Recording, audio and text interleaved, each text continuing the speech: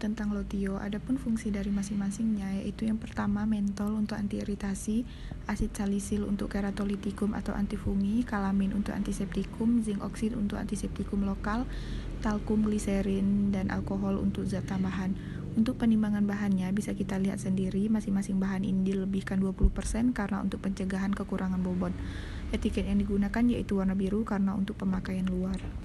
Selanjutnya pertemuan 9 resep pertama yaitu tentang emulsi. Bisa dilihat sendiri resepnya yang sudah saya tampilkan. Adapun fungsi dari masing-masing resep ini, yang pertama yaitu oleum lechoris untuk sumber vitamin A dan D, PGA untuk emulgator, gliserol untuk penstabil emulgator, oleum cinnamomi untuk cheirogensia odoris. Pada penimbangan bahannya, oleum lechoris 25 ml, PGA 7,5 ml, gliserol 2,5 ml, oleum cinnamomi 2 tetes. Adapun etiket yang digunakan yaitu warna putih karena untuk pemakaian oral. Resep keduanya yaitu tentang pil. Adapun fungsi dari masing-masingnya itu yang pertama permanganas sekaligus untuk antiseptikum ekstern, bolus alba, natrium bikarbonat, dan adep selanai untuk zat tambahan. Penimbangan bahannya yaitu permanganas sekaligus 2 gram, bolus alba 1,5 gram, natrium bikarbonat 1,5 gram, adep selanai secukupnya. Etiket yang digunakan warna putih. Pertemuan 10 resep pertama yaitu tentang saturasi. Bisa dilihat sendiri resepnya yang sudah saya tampilkan. Adapun fungsi dari masing-masingnya yaitu yang pertama asid sitrik, aquae, spirit sitrik untuk zat tambahan, natrium subkarbonat untuk laksatif, sirup simplex untuk pemanis. Pada penimbangan bahannya, asid sitrik 2,72 gram, aquae 16,36 gram per mili, spirit sitrik 2,72 gram, natrium subkarbonat 3,27 gram, sirup simplex 10,90 gram per mili. Etiket yang digunakan yaitu warna putih.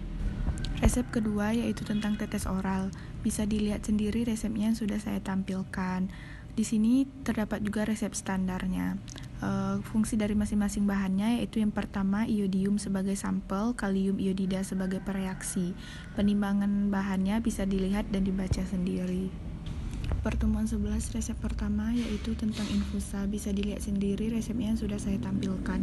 Adapun fungsi dari masing-masingnya yaitu yang pertama vol-ortosipon untuk garam kalium, glukosida, minyak atsiri, dan saponin.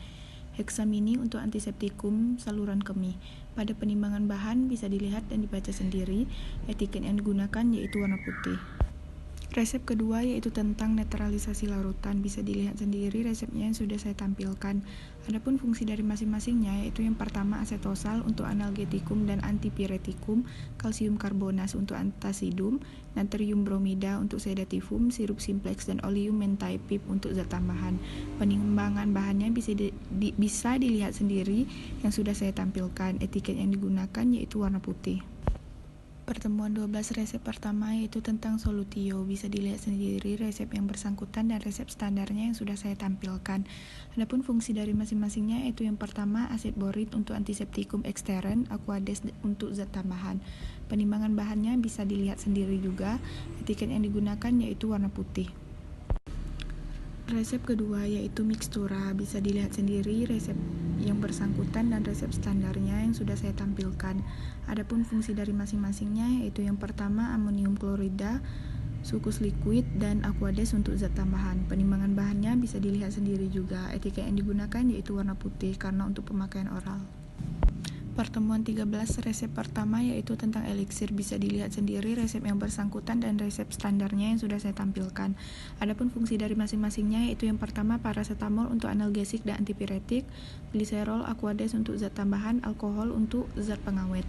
Penimbangan bahannya bisa dilihat sendiri juga. Etiket yang digunakan yaitu warna putih. Resep kedua yaitu potio effervescent. Bisa dilihat sendiri resepnya yang sudah saya tampilkan. Adapun fungsi dari masing-masingnya yaitu yang pertama natrium bikarbonat, citric acid, sirup simplex untuk zat tambahan. Penimbangan bahannya bisa dilihat sendiri. Etiket yang digunakan yaitu warna putih. Pertemuan 14 resep pertama yaitu tentang dry syrup. Bisa dilihat sendiri resepnya yang sudah saya tampilkan. Adapun fungsi dari masing-masingnya yaitu yang pertama amoxicillin untuk antibiotik, sukrosa untuk pemanis, natrium benzoat untuk antioksidan dan pengawet. Penimbangan bahannya bisa dilihat sendiri juga. Etiket yang digunakan yaitu warna putih. Resep kedua yaitu bedak tabur. Bisa dilihat sendiri resepnya yang sudah saya tampilkan. Adapun fungsi dari masing-masingnya yaitu yang pertama asid salisil untuk keratolitikum, campora untuk anti iritasi, bolus alba, talkum, oleum kokos untuk zat tambahan. Penimbangan bahan bisa kita lihat sendiri juga, masing-masing bahan ini dilebihkan 20% karena untuk mencegah kekurangan bobot. Etiket yang digunakan yaitu warna biru karena untuk pemakaian luar. Mungkin hanya ini yang bisa saya sampaikan, kurang dan lebih saya minta maaf. Wassalamualaikum warahmatullahi wabarakatuh.